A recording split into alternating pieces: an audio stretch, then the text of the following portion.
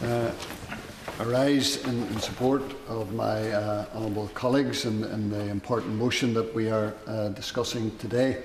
And I want to do so, Madam Deputy Speaker, treading the very fine line that I think has been trod by previous speakers, and that is to outline the significant and very beneficial progress that has been made in Northern Ireland in recent years, but also to compare that to the need not to become complacent. And we have seen in recent days and weeks, unfortunately, the ramifications whenever dissident terrorists are able to carry out their dastardly objectives.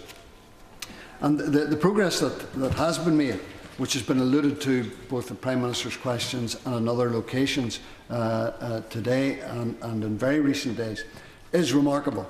There is absolutely no question about that. And in 2012, there are many villages, towns in Northern Ireland where there is no discernible evidence of violence or dissension or trouble at all, none whatsoever.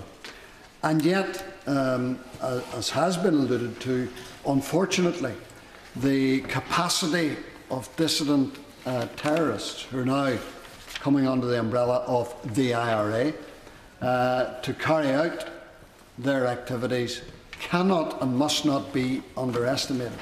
And the fact that this year those terrorists have carried out 6 or 7 gun or bomb attacks each and every month of this year is evidence of their capacity. And I know the Chief Constable has alluded to this, Madam Deputy Speaker. They do not have the capacity for a sustained campaign. They are not in the same category as the Provisional IRA. They are not, it appears at the moment, even intent on a sustained level of bombing and shooting every day of every week of every month, for a number of reasons. One, they don't have the manpower or the woman power either. They don't have the expertise, although they are gaining in that. But what they are doing, and unfortunately Mr David Black and his family were at the receiving end of their capacity. And their capacity is to allow a week or a fortnight or a month to go by and then to hit a target that they know will get a headline, that they know will generate adverse publicity. For example, they are aware of the first ever UK City of Culture coming to Londonderry next year. And that is why they targeted the cultural offices in the City of Londonderry, because they knew that would get a headline of some magnitude. So, in treading this very fine line between the significant progress, which we must not underestimate, and also drawing attention to the fact that we must ensure that vigilance remains the watchword, I want to draw attention to the benefit, hopefully, that we will draw over the course of the next 12 months, at the same time as ensuring that the Secretary of State, the Government and the security forces at home remain vigilant to ensure that over the course of the next 12 months people are able to enjoy the many occasions that are going to come our way. And let's just look at them for a moment or two. The G8 has been announced, and we congratulate and thank the Prime Minister for his work in delivering that. That is going to be an unprecedented arrival and attention on Northern Ireland for all the good reasons that we know are there. They're going to come to Fermanagh. There will be intense publicity over the course, not just of the few days they are there, but of the weeks that lead up to it and hopefully subsequent to their departure. That has to be and must be a force for good. And yet there is the potential, and dissidents, just as they targeted on other occasions events that are a force for good, for their force for evil. They will undoubtedly be looking at ways to try and undermine that significant beneficial event for Northern Ireland. So we must be aware of their capacity to do that. And I think the Secretary of State alluded to the World Police and Fire Games. They are on next year as well. And again, the potential for significant benefit for tourism, for inward investment, even as a result of many thousands of people, both participants and spectators, coming to Northern Ireland and enjoying their stay there, should not be underestimated. And again, dissidents will see that this is an event for which they want to try and target, and therefore we cannot rest on laurels. We cannot ensure that these events simply go and the recourse of the police will be there to deal with any problems. We've got to prepare for the possibility, unfortunately, that they may want to disrupt. I've alluded to the first ever UK City of Culture being in Londonderry. That will be a whole sequence of events starting in 6 weeks' time that will run throughout the year next year. And dissidents again will see the opportunity for targeting. They will pick and choose the events that they want to try and disrupt. Thankfully, in the recent months where they have tried, they have failed. But trying and failing in the past, Deputy Speaker, has not deterred them from repetition, and they will undoubtedly attempt that again.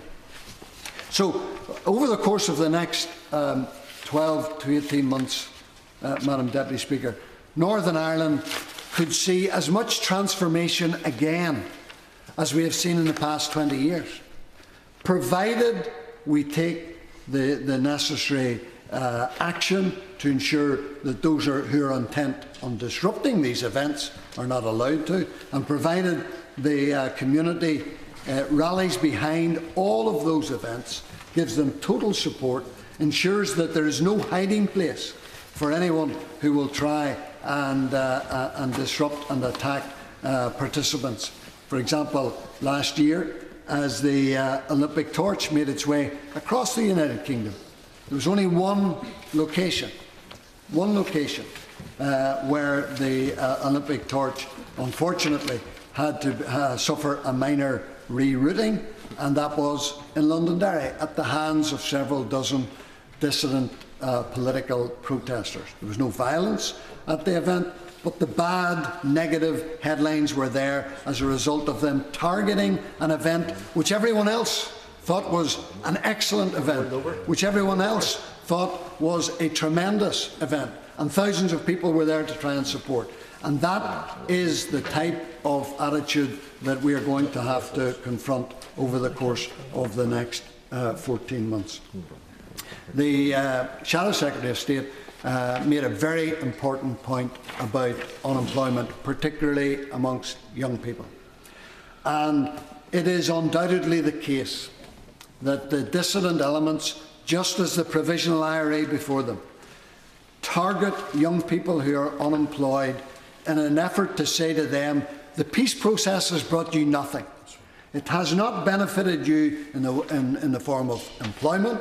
It has not benefited you in the form of getting you out of the ghetto, in the form of trying to improve your lifestyle or your standard of living.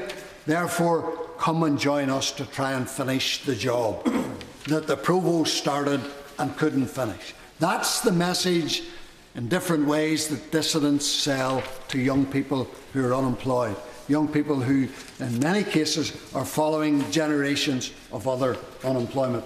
That's why, Madam Deputy Speaker, I would encourage other members to pursue an avenue which I am pursuing next week with Invest Northern Ireland, the Department of Education and Learning in Northern Ireland, the Prince's Trust and others, where we bring them together and specifically target unemployed young people to ensure that they get as much information in terms of training and skills and adaptability in order to get them into employment, so that they don't become fodder for these dissident type of elements who unfortunately are targeting our young people.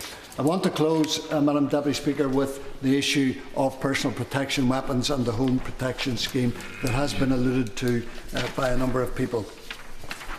David Black was not under any specific individual precise threat of his life. He died as a result of the dissident terrorists targeting him nonetheless. The day, the week, the month before that fateful day where he was making his journey along the motorway, he did not believe that he was any more under threat than many of his colleagues. And that is not to lessen the amount of threat that he thought he was under, but he was told under no specific individual threat.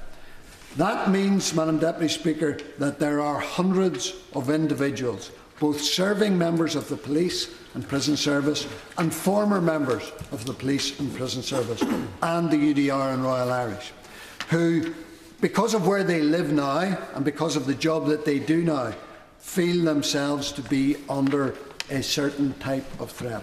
I would encourage whatever the Northern Ireland Office, the Secretary of State and others can do to assist in ensuring that those personnel get the adequate protection, both in the form of personal protection weapons and in the form of the Home Protection Scheme at their homes, in order to ensure that themselves and their families have some form of security, some form of understanding that the government and the rest of us understand and know the threat that they are under, and will do what we can to help them in their hour of need. Thank you.